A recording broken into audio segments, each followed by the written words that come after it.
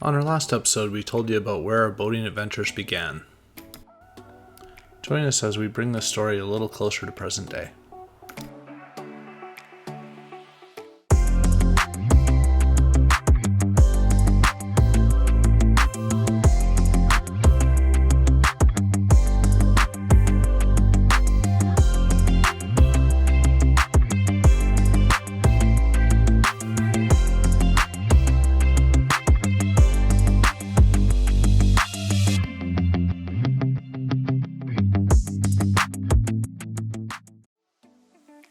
As with any great thing, things change eventually, and our family was sure just kind of running out of space, and there was almost becoming little to no room to provision and to be able to go very many days without having to stop at a dock and resupply or that sort of thing.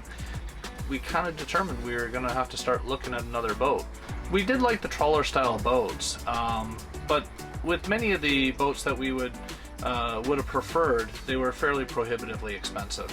And so the question is, what boat do you go after? You want something bigger, you want something that's a good investment, something that's come down to its value price, but is still a nice boat. We did want to stay with diesel propulsion, we did want to stay with direct drive. We started looking at boats 5 years before we actually sold the Albin.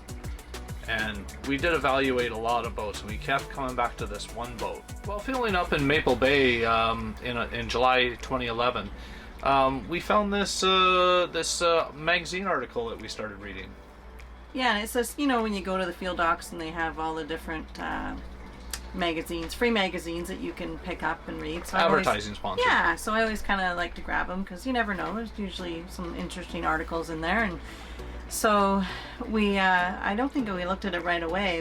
I think, grabbed it and then took it to wherever we were going to anchor. But there was an article on the Bayliner 3587, and we started reading it, and we're like, wow, like this sounds like a really nice boat. It has 3 cabins, it's diesel, the direct drive, it's aft cabin, so it was looking like it would be a really good fit for us, size-wise, space-wise.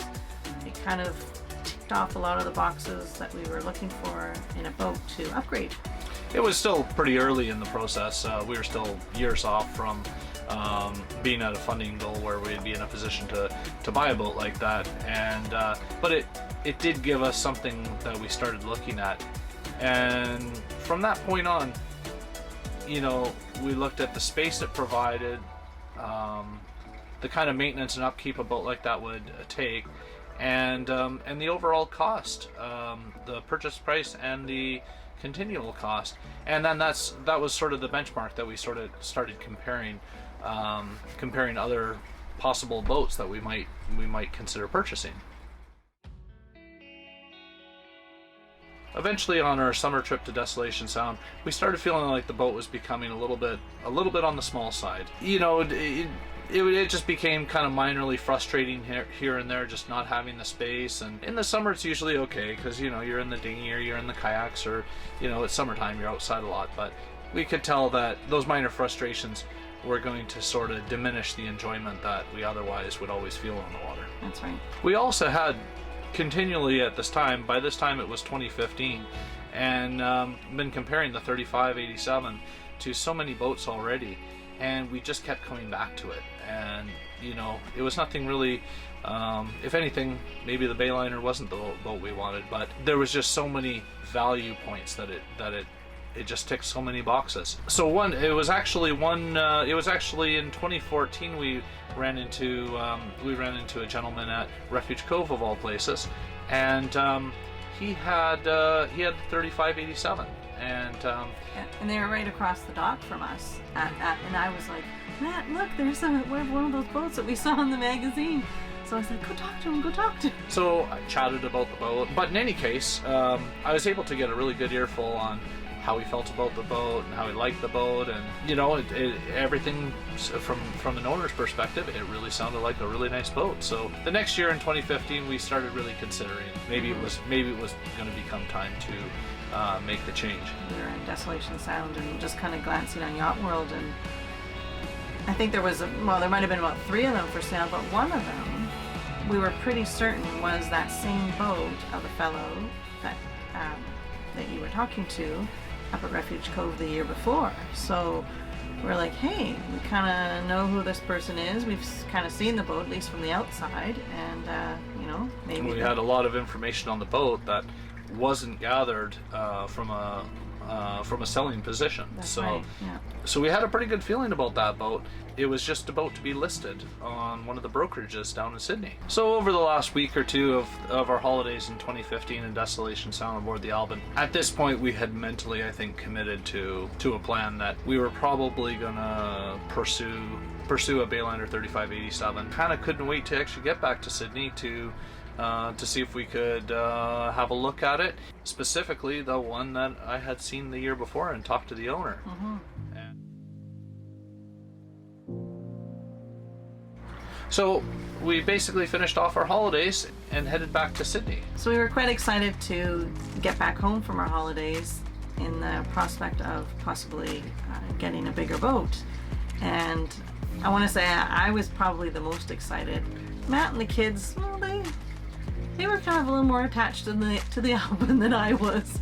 They kind of were like, kind of sitting on the fence a little bit, but I thought, well, we'll get home and we'll go, you know, contact the broker and make arrangements and go have a look, and you know, if it's for us, it's for us. If it's not, it's not. And funny enough, we came down to the brokerage. The listing broker said, yeah, no, it's just about to be listed. I have all the information on it, and we've made a commitment to list it, but the owner's just left and he's gone for a couple weeks with the boat up to Desolation Sound for one more trip before he sells it.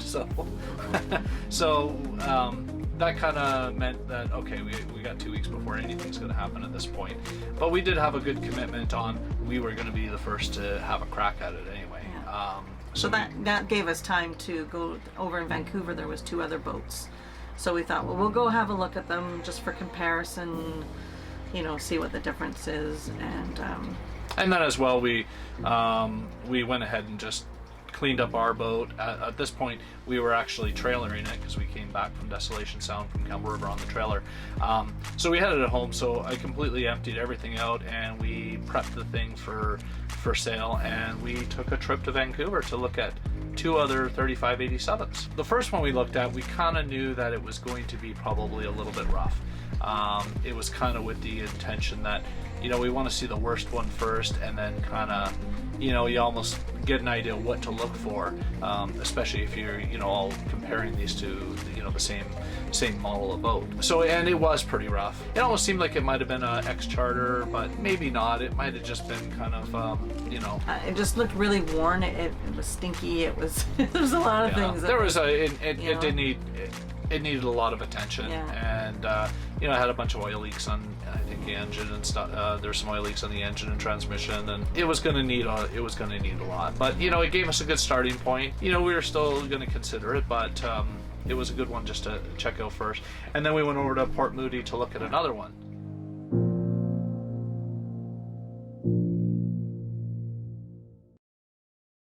Which was much better than the first one. And that one had a really nice tender. It had a... Yeah, it did. It was had... a AB? Was it Yeah, it had a really nice AB with like a 30 Honda on it. Yeah. And, you know, all done up with C-Wise davits, and overall it was a pretty good package. Mm-hmm. Now I want to say, I think that one may have had, I can't remember if maybe that one didn't have any engine leaks or anything.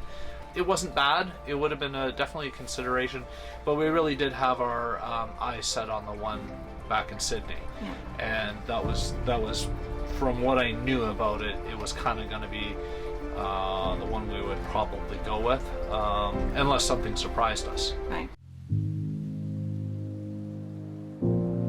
Finally, the day came where we got to go and look at the boat in Sydney. And what we really liked about it was a turnkey boat.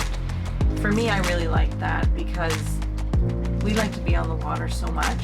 And although we could have gotten one of the other boats for a lot less cost, I didn't want to spend 2 years redoing a boat. I wanted to use the boat and be on the water and not miss any time on the water with the kids.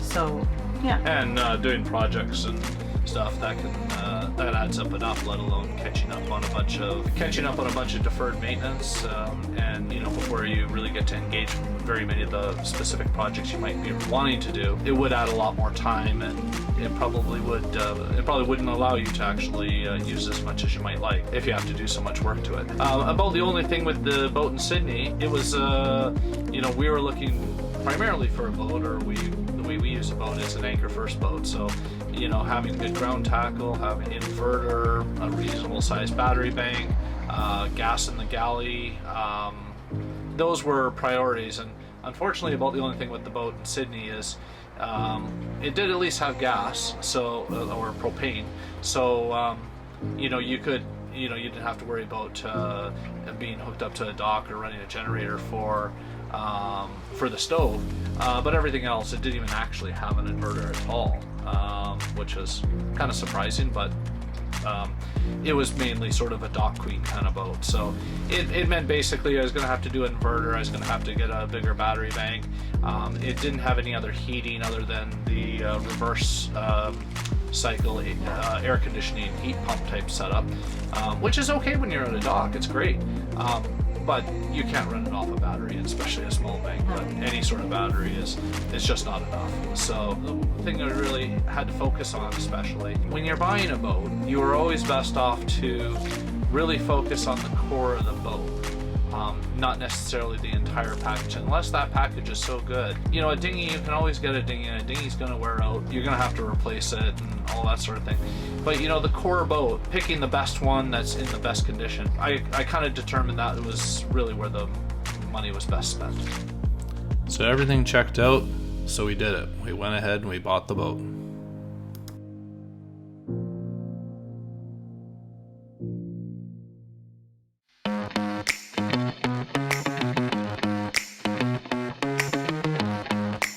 So you're probably wondering what happened to the Albin.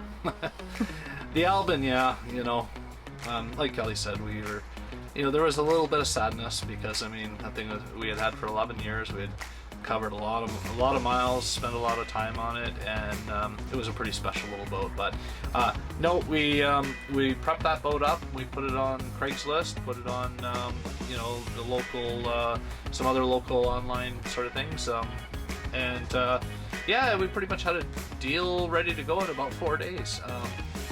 There was a couple gentlemen from Seattle who were interested in the boat. They're going to boat share it with their families. They were planning to come up and have a look by the next weekend, a week before we even came to actually look at the 3587 in Sydney. So things were moving very, very quickly with that boat.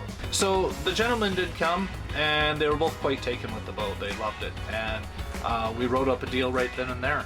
It was a fairly quick trip for them.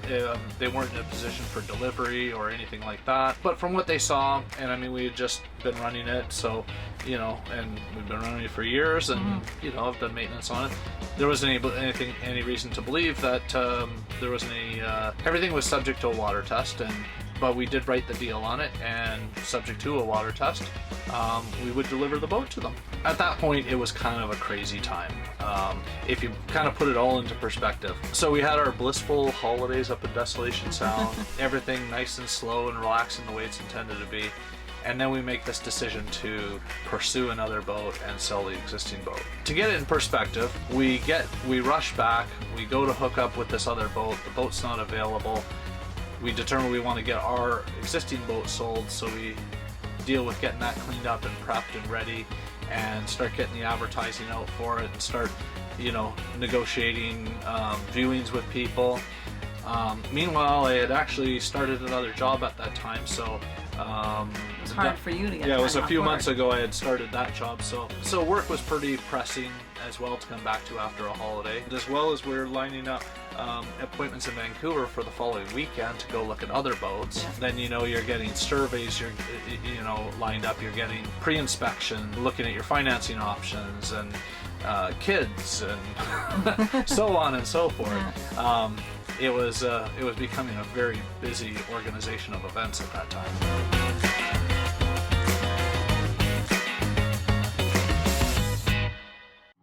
So it all came down to this. We had a commitment for the Albin to be sold.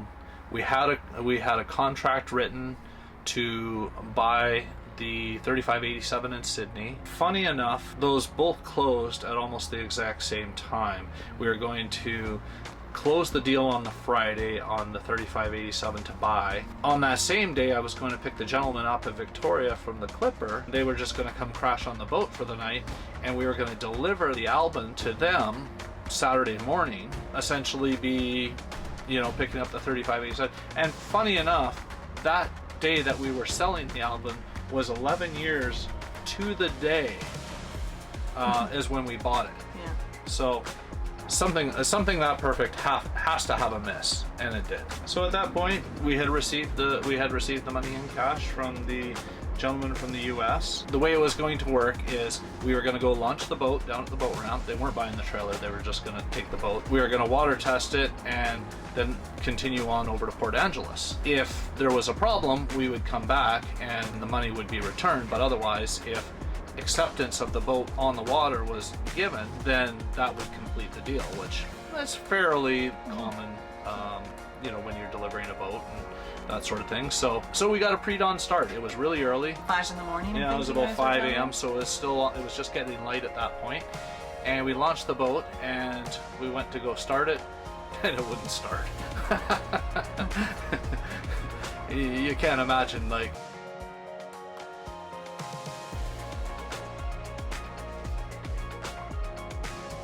11 years and it's always started. Yeah, and we were just out in the boat for like a couple of weeks, you know, a few weeks before that moment. We were using it every day when we were out there, and it just wouldn't start. So it was very disappointing. He was still very interested in the boat though, and but at that point, there, you know, after a few attempts and checking a few things, the confidence was lost. It just wasn't going to happen. So I did take him back to Victoria, and he did take the Clipper back, and we gave him the money back. We gave him the money back. Yeah, you know, we're not gonna.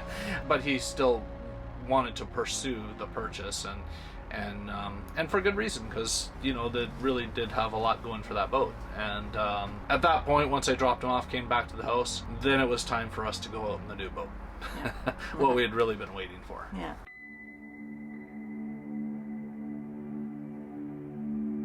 No, it was kind of a disappointment that the boat couldn't be delivered and that it wouldn't start. You know, at the time it was really, really disappointing. But, you know, I said to him at the time, and I strongly felt at the time, and I felt it more and more after, it was certainly much better that it happened then. He had already taken the boat away and it failed immediately after or very shortly thereafter.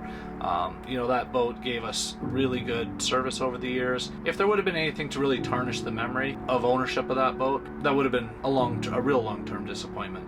You know, to have to fix the engine, you know, after something's worn out, but it is only a little bit of money. It's not the end of the world, but I felt it was better that I deal with it than anyone else have to. So while Matt was taking the potential buyer back to Victoria so he could take the Clipper back to Seattle, I was loading up the van with all the stuff that we would need to head out on our new to us Bayliner 3587 to go out for the weekend. So once Matt got home, we hopped in the van, got down to the marina, and it was like cart after cart after cart of all this stuff we were bringing down to the boat. And then we headed out to an anchorage close by where we rafted up with some friends, and it was the first time in many weeks that we finally just got to relax. But we just chatted about the whole situation, what happened with the boats, and yeah, it was really, really nice at that point. You finally got that moment that you know, you'd sort of been working up to, except for the fact that we realized that something that no boater ever wants, and that's to be the owner of two primary boats. So and one of them that we didn't want was broken. But at least we got to get this picture. Amazing the size between a 25 and a 35. We knew we had some work ahead of us to get that figured out, but it was real blissful just to get the new boat and just to have that space and think about all the new things we were going to do and all the little projects, and some a little bit bigger than little projects, but nothing really needed to be done. It was ready to go, it was clean, it was usable. Yeah. So summer was coming to an end at that point, and you know, any boater usually wants to utilize that time in September, which we kind of did. We sort of kept going out a little bit, but you still have this nagging feeling about this other boat that had to be dealt with.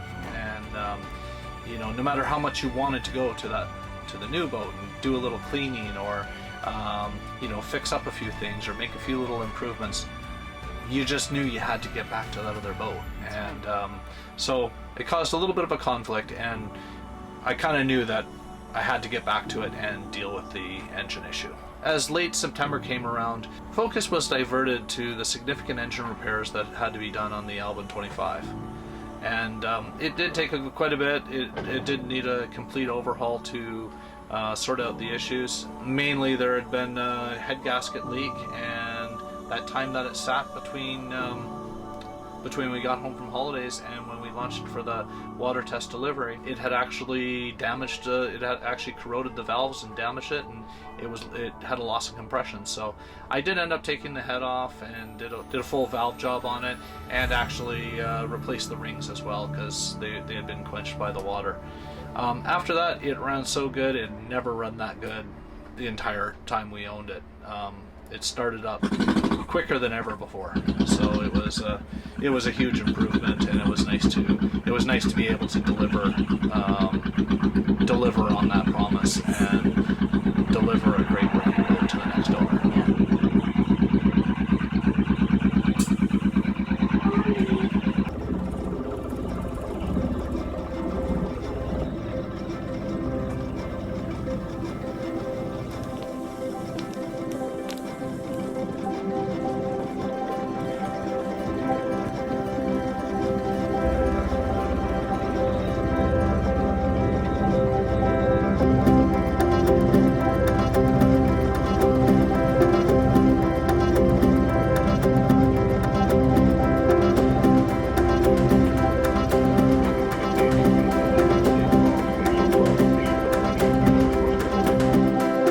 Matt did the water test and realized everything was still working really good.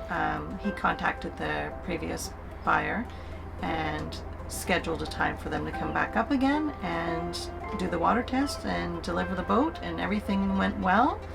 It started up right away. They were happy, and Matt went with them to Anacortes, and the kids and I hopped on the ferry and picked Matt up in Anacortes, and to this day, in 2021, the same owner still owns the boat. As far as I know, anyway. Yeah. You know, who knows how long he'll own the boat for, but I'm sure he's gotten quite a few good years out of it, because that was now, what, about 6 years ago? Yeah. Yeah, about 6 years ago we sold him the boat, so. From our experience, you have to be committed to the size of boat you have. Especially take advantage of and get good use out of the boat. Generally, boats are time consuming and very expensive.